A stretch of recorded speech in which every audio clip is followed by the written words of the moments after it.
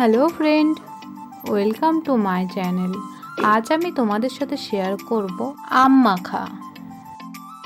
তার জন্য প্রথমে আমি এখানে নিয়েছি দুটো আম।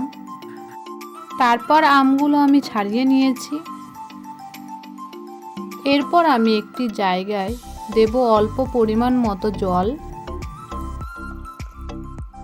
তারপর আমি আম দুটো ওই জলের মধ্যে দিয়ে ধুয়ে নেব ভালো করে। এরপর ধুয়ে একটি প্লেটে তুলে রাখবো। এরপর আমি আমগুলোকে কেটে নেব বেশ সরু সরু করে।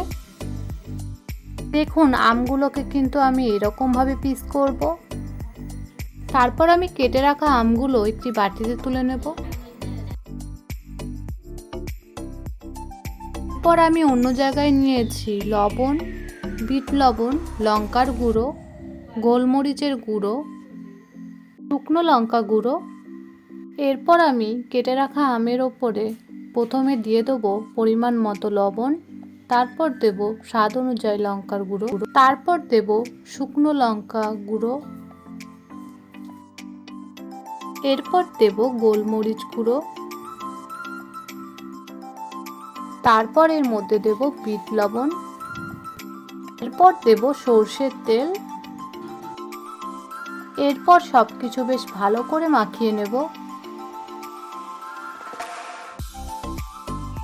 আমটা আমার মাখানো হয়ে গেছে, তৈরি হয়ে গেছে আজকের আমার আম মাখা। তোমাদের যদি আমার এই ভিডিও ভালো লাগে তাহলে লাইক, কমেন্ট, শেয়ার, সাবস্ক্রাইব করবেন।